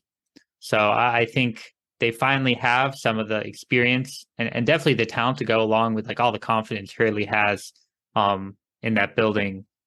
Although I am a little scared of Marquette, who I know you like here. Right. And I believe that was the coach's pick, and I can see why. I mean, all logic dictates, you know, given who's coming back and how good they were last year. And we didn't even talk about their defense, you know, but this team likes to play that havoc style of defense, force turnovers, and they do a very good job of it. So I think Marquette is the pick. I think UConn's hopes rest too much in one or two of their freshmen being immediate stars. No, I think that's a fair thing to be scared of. I just think Castle's really, really good. Right. Where he fits in next to Newton, I'm not completely sure, because Newton, you know, he's a triple-double guy. So I think he's best with the ball in his hands a lot. So that's one thing I'd monitor, the guard play there. Right. Yeah, especially Andre Jackson's gone, and Hawkins is gone, and even, as you said, Calcaterra, you could count on him giving you a couple threes off the bench, like in a snap of a fingers, you know. All right, so how many teams make this conference? Because to me, there is the top and there is the bottom, and there is really nothing really in between. Yeah. I mean, we said the coaches, they could decide really who'd be worse between Butler and DePaul. They have DePaul slightly worse than Butler, but I currently have 6 teams. I have Marquette, Xavier, Creighton, no particular order here. Marquette, Xavier, Creighton, UConn, Providence, Villanova. My rationale with Xavier is the coaching. I think it matters this time of year. Their home court advantage is also really, really good. I know they may have overachieved a little last year, but I'll take that and banking on the experience there versus banking on St. John's, which I don't know if they'll be able to do it. They'll have to prove it to me. Right. Yeah, we didn't say this with Xavier, but Sean Miller he admitted it. He said when he got fired from Arizona, he sat down and watched other coaches that he always admired and has stolen things from them. And if you notice, The best ball movement team always used to be in this conference, Villanova. No, not last year. It was Xavier. Xavier worked, even though they had those great scores and they could have gone one-on-one in certain situations, they moved the ball. And they and UConn both finished top 10 in the country in assist percentage last year. UConn did it because they had two bigs to feed in the post. Xavier didn't do it. They took most of their shots from the mid-range and from the deep, and they still were top in assist percentage. Why? Because Sean Miller is a new coach, and he loves to work for the good shot, and I love that. So I expect Creighton, Villanova, UConn, and Providence to definitely join Marquette in NCAA. That's 5 teams. So I'm saying 5 for the Big East. If there is a 6th team, I think it comes down to the aforementioned Xavier and St. John's. I know you don't like St. John's because of the high turnover. I think in terms of them versus Xavier, I think if all those new guys can perform, which is a big if, they will have more depth than Xavier, probably more scoring punch than Xavier. So that's why they would be my favorite to be the 6th, but I'm not counting Xavier out. Yeah. So moving on to Player of the Year, some interesting candidates in this conference, and you picked one of my honorable mentions. Yeah, if you heard what I was talking about this guy earlier, you might wonder why, and it's because I'm pretty high on Bryce Hopkins, right? I just think new coach, right? Kim English, a lot of turnover, but Hopkins was not. So between all the ins and outs and everything that's gonna take with settling a new rotation and figuring out how to play in the Big East that English is gonna have to figure out, I think Hopkins is gonna be the guy he leans on.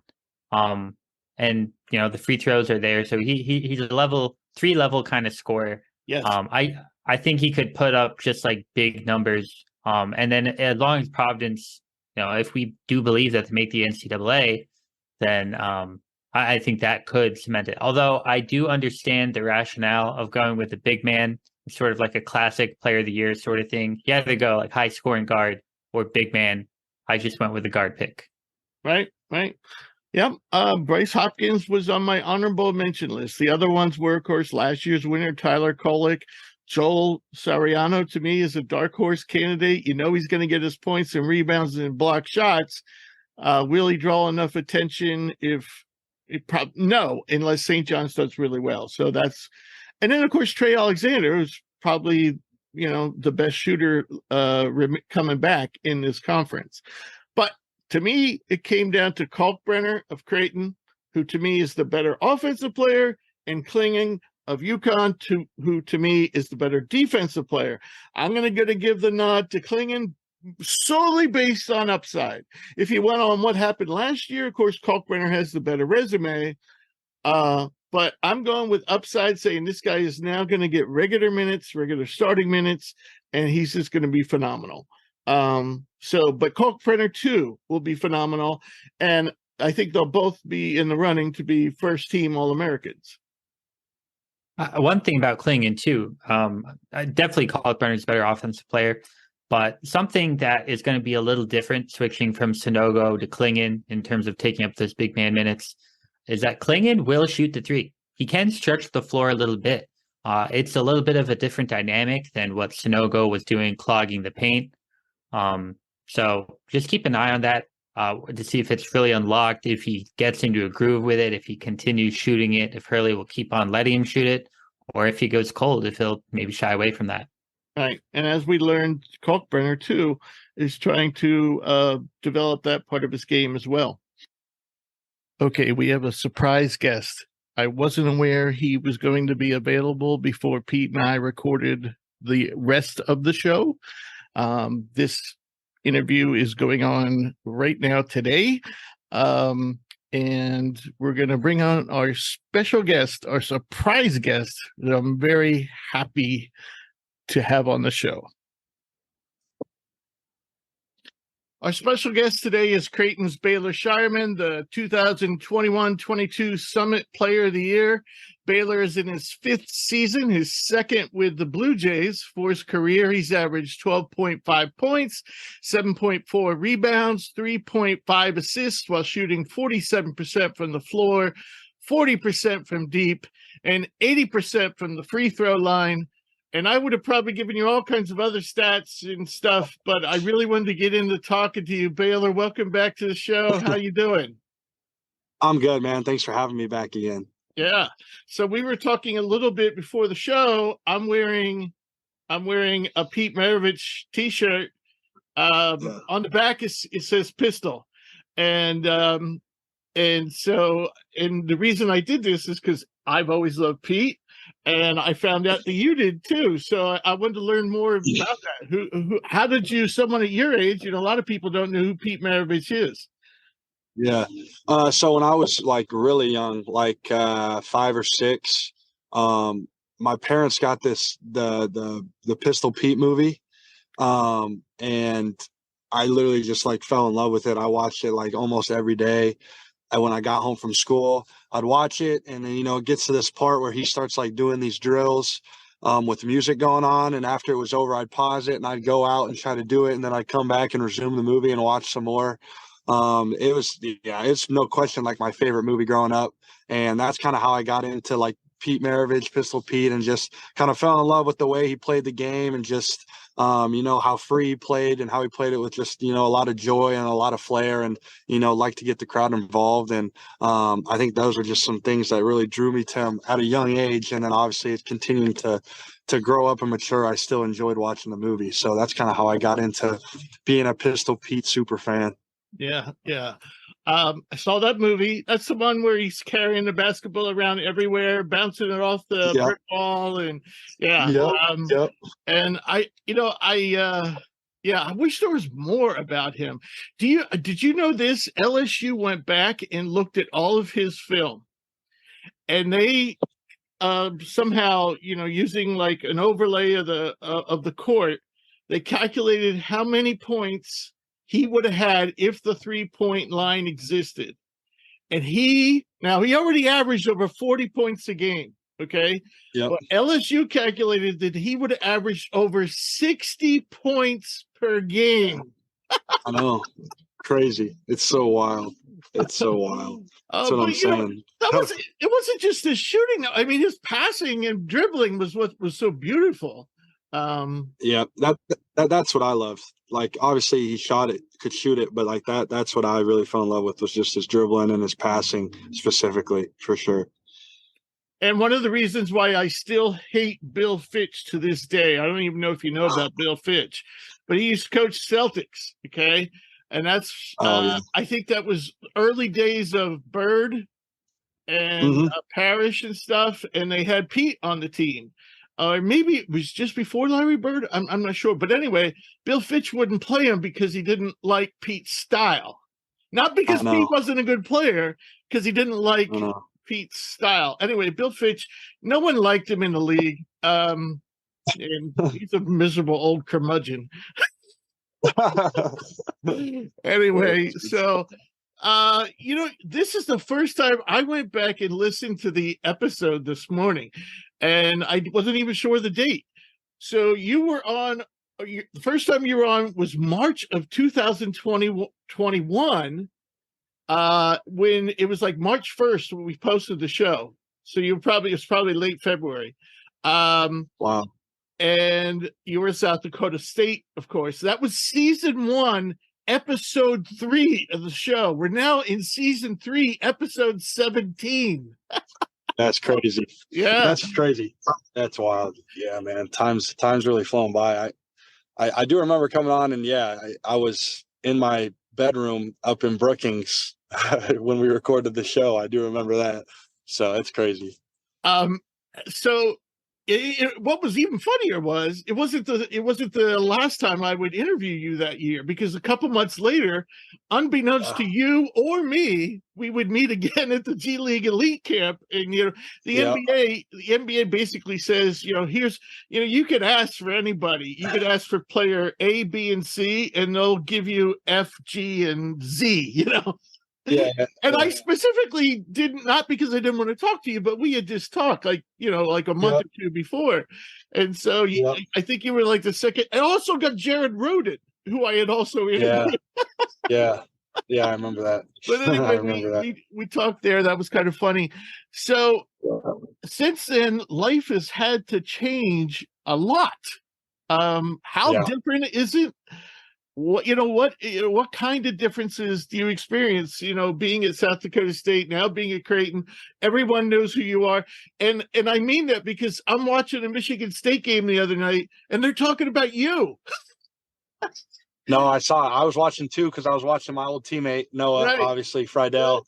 And they mentioned me because obviously me and Noah were teammates at South Dakota State and roommates. We lived together there. So they mentioned me there. So I mean, it's been a good adjustment. I obviously loved my time in Brookings and at South Dakota State, and obviously the relationships I made there were great. And I mean, I didn't leave South Dakota State because I didn't like it there.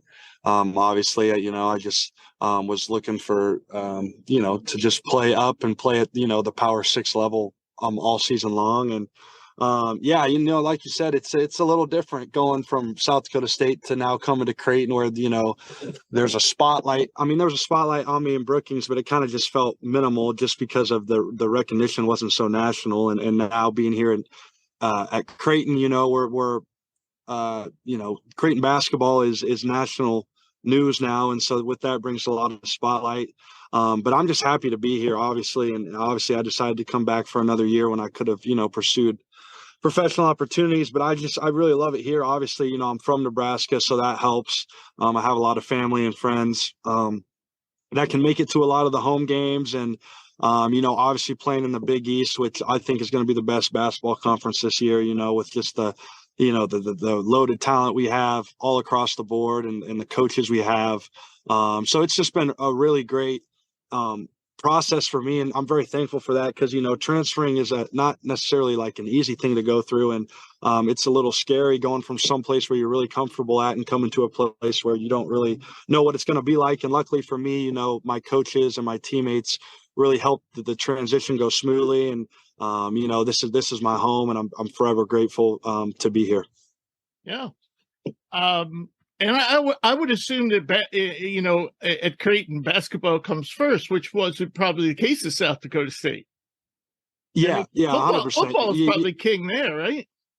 Yeah, I mean, I think it's definitely close, but I would say probably football. And like you said, the thing with Creighton is we don't have a football team, and so basketball is kind of the thing here. Obviously, our women's team is really good. And then obviously, we have a pretty solid team as well. So, like you said, there's no football. So Creighton basketball is the talk around Omaha and, Nebraska in general. Right. So I want to go back to the G League Elite Camp, and what was, looking back now, because you didn't pursue that avenue this year, you automatically were gonna come back. So since looking back at that experience in the spring of 2021, a lot of people say, oh, I did this, I did that, and you kind of feel like they're just saying that to be nice. But I want to know now, almost 2 years later, there's probably some things that you took away from that camp that probably have really been beneficial to you, or maybe not. Yeah, I mean, I just think it was just such a new experience for me. I had never been obviously to like the G League Elite Camp and or the NBA Combine or anything like that, and I think it showed. I mean, my first game, I was kind of I didn't really know what to expect, and I didn't know how the game was going to be played. Obviously, I came from South Dakota State, where we were sharing the ball and moving without the ball. And then you come to this camp and obviously you want to showcase your ability to play. But in my mind, me showcasing my ability to play is showing people that that I understand how to play the game the right way. And obviously that wasn't the case at the combine. It's kind of every man for himself.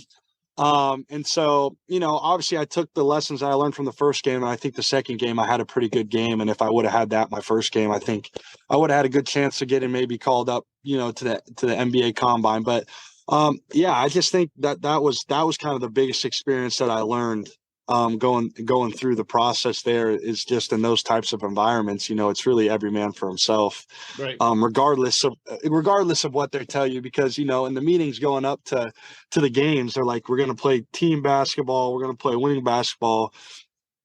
You don't have to score to be noticed. Just play the right way. That's all the things they were telling us going into the thing. And I'm like, oh yeah, that's me. You know what I'm saying? That's what I do. And then you go into the game and it's just not even that. And then the people who get called up are who scores the most points anyway. So it's just like, it was what it is. That was probably the biggest thing I probably learned, going through that process, but I'm grateful for it, obviously. I mean, and not everybody just gets to go through that experience. So that's probably what I learned, to be honest. Yeah.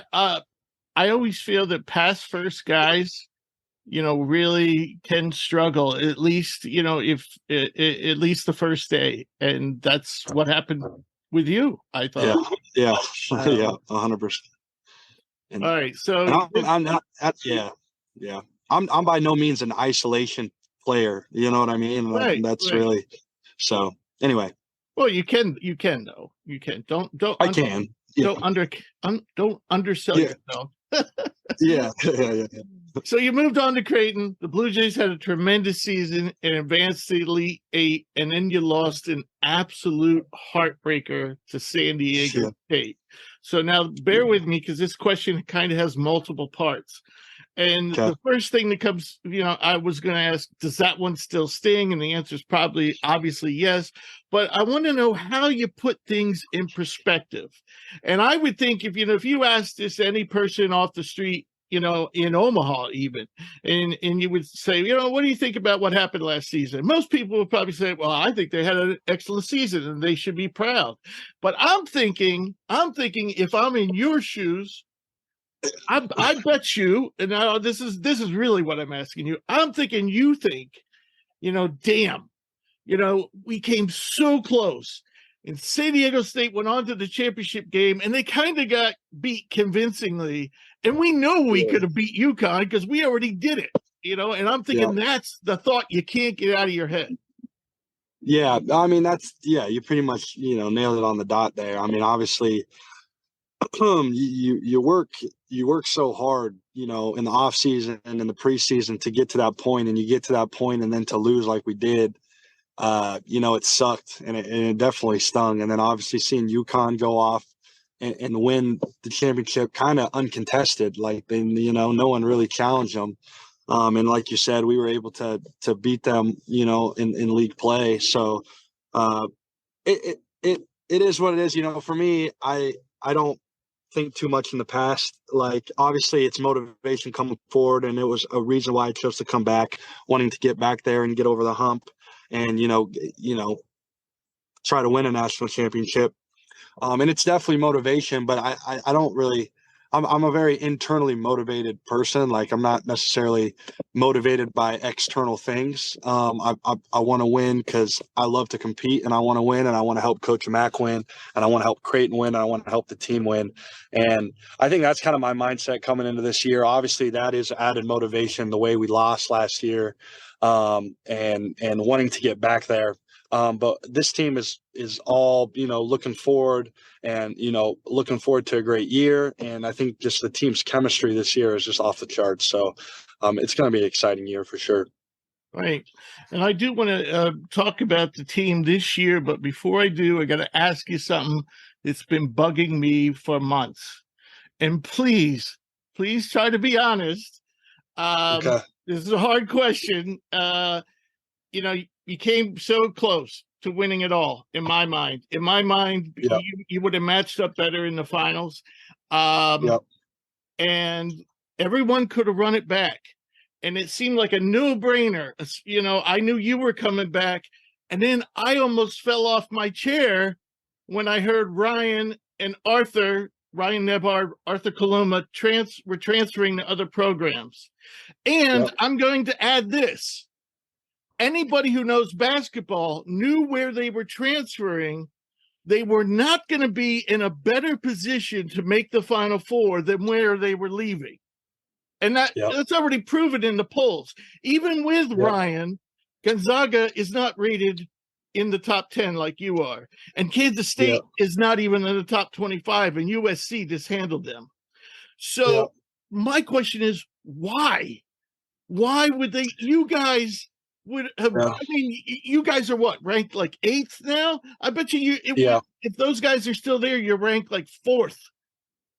Yeah. You know, it's a great question, and I can't speak for them. Obviously, you know, they felt like they needed a change of scenery, and that they would be better off going someplace else, and trying to, you know, do their thing there. And, you know, all respect to them. I mean, like, I can't really say much more than that. You know, I mean, I know for me, you know, playing for Coach Mack and in the style that we play, there's not a better situation in the country for a player that wants to be able to play free and be able to do their thing. So, you know, that's really all I can say on that. I mean, I appreciate those guys and what those guys did. And I think, you know, obviously I see a lot of negative stuff on Twitter, you know, about them from our fan bases, you know, reacting to, you know, the opening K-State game and whatnot. And, you know, you have to, you know, think about it. At the end of the day, they helped Creighton basketball to get to a place they hadn't been in a long time. And so they should be, you know, they shouldn't be hated on for leaving. I mean, they have to do what they have to do. And I can respect that. I understand what you're saying, and I agree. But at the same time, you know, and maybe you and I think differently than other people, but to me, it's all about winning. And a lot of times, like when people go one and done, and they could have like come back and got another shot. I'll give you a good example. Guy, I was like, yay, well done, Filipowski. Filipowski could have went to the pros last year, Duke. And part of me is thinking he ran it back because, you know what, I could really compete for a national championship next year. Well, and that I admire. I know, and I get what you're saying, and I agree with you. Like, I'm the same way, but I don't know if everyone thinks that way. I think some people are more like they'd rather win, you know, not win as many games and be able to fill up the stat sheet than, you know. So I mean, like I said, to each person that teach their own. I mean, I'm with you. I'm the same way. I'm all about winning regardless. Like, if we win, everybody gets the love. Right. So and trust me, you know, when it comes draft time or anything else, probably the first thing they think about when they look at each player, is he a winner? You know? Yeah, 100%. How does he impact winning? Right. How does he impact winning? Exactly. 100%. All right, so now we'll move on. I'll let you off the hook. So in the portal, the team added Stephen Ashworth, great shooter, great passer, point guard from Utah State. Jonathan Lawson, I don't know if he's the youngest of all the Lawson boys. He is. Is he? All right, so he's the last one. All right, and they from Memphis and Isaac Trout, very high recruit to offset the losses. And he's, I should say, Jonathan Lawson's a wing. Isaac Trout's a 6'10" power forward who can really shoot. So Creighton is now, as we said, ranked in top 10 every poll, including ours. We have our own poll. And you guys won your opener over Florida A&M in dominating fashion, 105-54. A lot of guys played. You didn't play heavy minutes, for example. Ryan Kalkbrenner didn't play heavy minutes. So how would you compare this year's squad to last year's? What is different? What is different about this team? I think the big difference probably is just offensively we can space the floor a little better. You know, I think, you know, we're definitely gonna miss some things that, you know, Ryan Nemhard was able to do with the ball and, Art Kaluma was able to do. But I think we're able to space the floor a lot better because Steven shoots 40, he shot 43% from three last year. You can't leave him. Our fourth spot, whether it's Mason Miller or Isaac Trout, they shoot 40 plus. And so the gravity on the court, there's not a lot of help that defenders can bring. And add in Ryan Kalkbrenner in the block. It's really hard to defend us. And you kind of have to pick your poison. What do you want to do? I think that's probably the big difference there is just the spacing on the offensive end. And obviously, with that, we hurt a little bit defensively because of what Art Kaluma could do and Ryan Nembhard could do defensively. But I think, our offense and our defense is still going to be solid, but I think our offense is going to just take another step this year and kind of be back to that let it fly mentality that, you hear from Creighton. Right. Yeah, that's my analysis would be you guys are going to be better shooters, but maybe not as good on defense. Comparing who you added and who you lost. But, I got to tell you a little funny story about Stephen Ashworth. When he was a freshman, his SID and I were going back and forth. I think Nemi Kita was still on the team there. And I was probably talking to him about Nemi. And also the great shooter, the guard that plays for Cleveland. Max Strus? No. Went to Utah State. I can't think. I love his game. I love his game too. Yeah, I know who you're talking about. I can't think of his name. He's kind of like a big combo guard. Anyway, I'm inquiring about those guys, and I'm getting their information and stuff like that. And I say, hey, what about that Stephen Ashworth guy? And the SID was actually kind of shocked. I was asking about Stephen Ashworth, and he's like, "Oh yeah, I'll give you." And he seemed surprised. I was like, "Yeah, I think he's going to be a good point guard for you guys." And so, it's funny because we actually played. I played Stephen my sophomore year at SDSU. We played Utah State in the Pentagon for the Bad Boy Mowers Classic or whatever. It got moved from tournament you're talking about. Yeah. So it was funny. Me and Steven talk about that to this day. But yeah, that's funny that you say that because he turned out to be pretty good. Yeah. So what do you? I know we talked a little bit about the new guys, but tell me something that maybe we already haven't discussed. We know like Trout and Ashworth are great shooters. What do you like about the new guys? What is it about them that really excites you? Yeah, well, I think just number one, they're just like great guys to be around. I think the biggest thing, in sports is just the chemistry of the team. And I think when you have a team that's chemistry is really great, and then you add in great players as well, that allows you to take the steps necessary to be a great team. And I think every guy that we brought in, they check off all those boxes, obviously on the basketball side of things, but then even like off the court and just as a human being, they're just great guys and great to be around.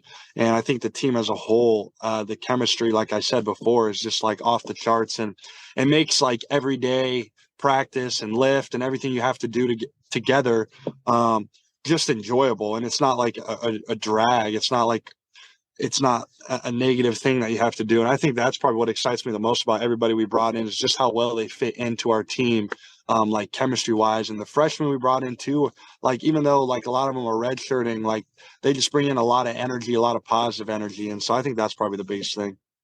How about the guys who are didn't play a lot last year but are gonna see some action like Mason and Fred? Has anyone particularly made a lot of strides in the off season? Yeah. Well, I think if there's been a lot of guys who made great strides. I think Mason's has made great strides, especially with his body. This past offseason, which is where I think he probably needed to improve the most, was just with his body. And then I think Francisco Farabello, who obviously didn't shoot it very well last year, but he shot it 40% at TCU while he was there. I think he's made tremendous strides in this offseason as well. And I think it helps that it's his second year in the program, obviously, and he's just really comfortable with what's what's going on, and I think you can tell that with how he plays. So I think those two guys have made great strides in the offseason as well. Okay. I see that you're out of well, wait. Oh, I got one more question. What about you personally in terms of role or your game? What's new for you this year? Yeah, well, I just think, I kind of can go back to a little bit of, obviously last year, I feel like my role was kind of way different than it was like at South Dakota State, where I was, kind of a playmaker, point guard type role at South Dakota State, where last year here I was kind of a wing in the corner, like catch and shoot guy. And I think this year I kind of get to go back to being a little bit more of a playmaker, not necessarily, obviously, with the talent we have around me, it's not going to be like it was at South Dakota State ever.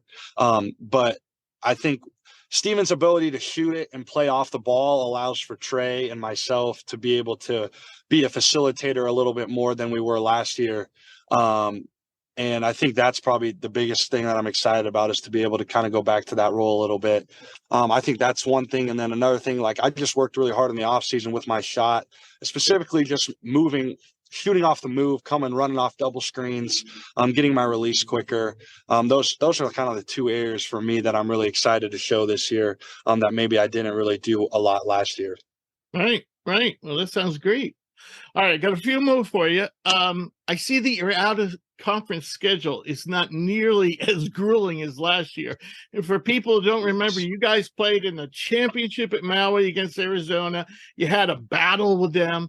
Then Ryan gets sick, and then you had to face Texas in their new building, Nebraska, BYU, Arizona State, and then on December 16th, you opened conference play at Marquette. That was just brutal. So are you relieved that your out-of-conference schedule won't be so much of a grind? Oh, I'm so excited. Like, that was like the biggest thing. Like, that, I was so happy when I saw the conference schedule, because, like, obviously people on the outside, they like see it and they're like, oh, you guys get to go to Hawaii. Like, that's so much fun. But I mean, like, and it was fun. And that tournament was electric, and the place we got to play was so fun. But like the travel last year was just ridiculous. Like you said, we went to Maui and we flew back, and then flew to Texas, came back, played Nebraska. And then we were in Vegas for like a week and played 3 games. And then we came back and had to go to Wisconsin. Right. I forgot about that. I forgot about having to go to Vegas. Yeah. It was in Vegas, and that's we played a BYU and Arizona State in Vegas, but it was like stretched out in the span of like 4 days. So we were there for like 5 or 6 days. And oh my goodness, like it was just miserable last year. Like, honestly, the non-conference schedule was miserable, and like it took a toll on all of us. And obviously Kalkbrenner got sick, and that really hurt us. And a lot of the guys were just really drained, just because of, like you said, it's not like we were traveling around and not playing good competition. We were traveling around playing great teams, and it took wear and tear. And so to see the schedule this year, where we still have solid games that we get to play, but we don't have to travel as far. It's a blessing for sure, and I'm very excited about it.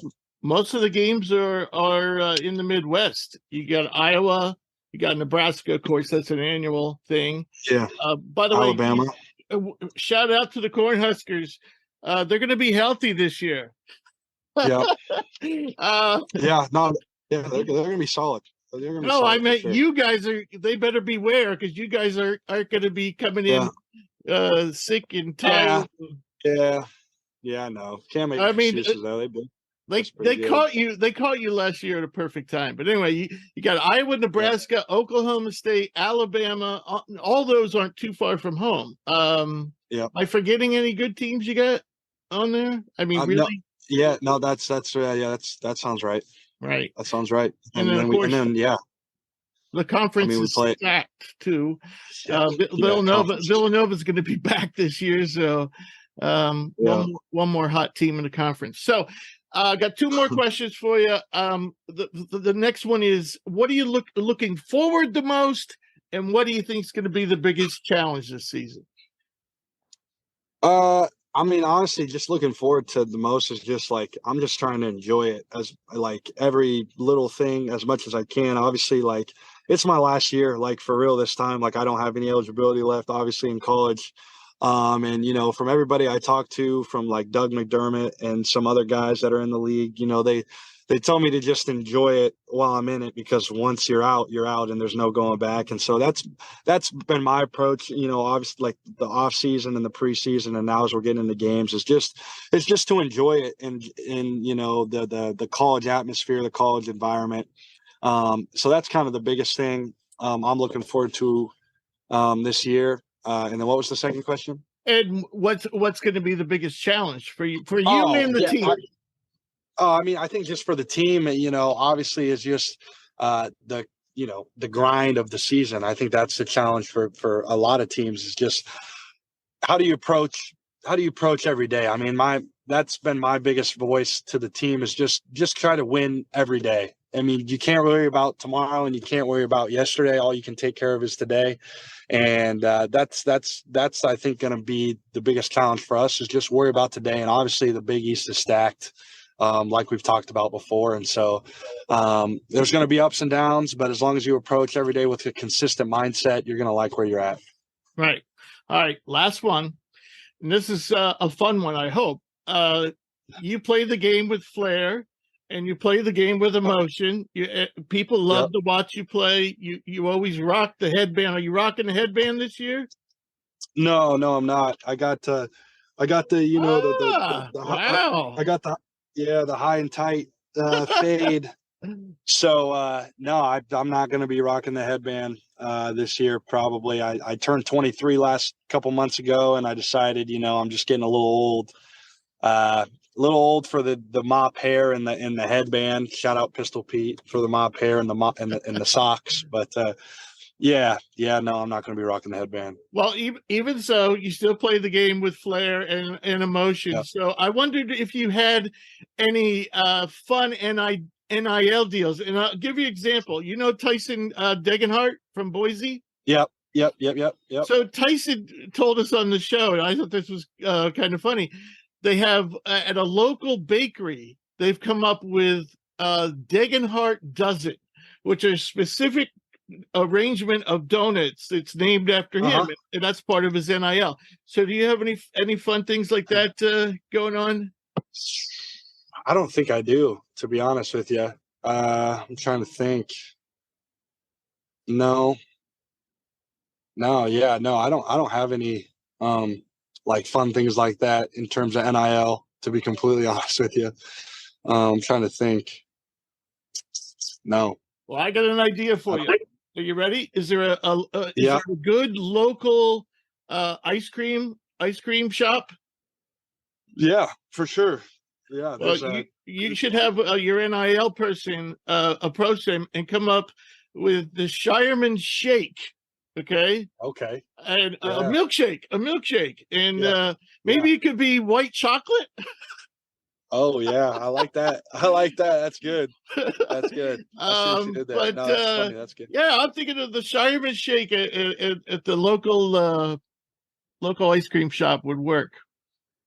That'd be good. It's a good idea. This is what I do in my spare time. That's funny. All right, Baylor. I want to thank you for being on the show. It's always great to talk to you, and I wish you and the team the best this season. I'm really happy that we've managed to stay in touch. And please come back after the season, because there's a whole new chapter coming up, yes, and we'll talk about the next phase of your basketball career. Yes, sir. I appreciate it, man. Thank you. All right, folks. So that wraps up our Big East preview. I want to thank all our guests, and I want to thank all our listeners and our special guest, Amari Williams, for joining us. If you ever miss an episode, you can always get caught up at hoopsprospects.com. Our next episode, since we just finished wrapping up all our conference previews, will be our top 25 special, our preview, and we'll be making our final 4 picks and national champion picks, player of the year, coach of the year picks. So please join us for that. Peter, any final thoughts? I don't think so. Other than that, you know, UConn, they're rumored to be leaving the Big East at one point. They're hot and heavy in the Big 12 rumors, but I think them staying in this conference, hopefully we get some better performances in March so they can be among the best conferences in the country and not, maybe lose in the first round. Right. Yeah, I hope that doesn't happen. Connecticut belongs in the Big East. We always knew that. But if they leave, I think Real Madrid, Paris, Fibonacci, and Turkey will join the Big East, and we'll be fine. Why not? Why not? Stanford's in the ACC. Yeah, UCLA's in the Big Ten, so right. anything's open. All right. So we'll see you soon, folks. Yeah.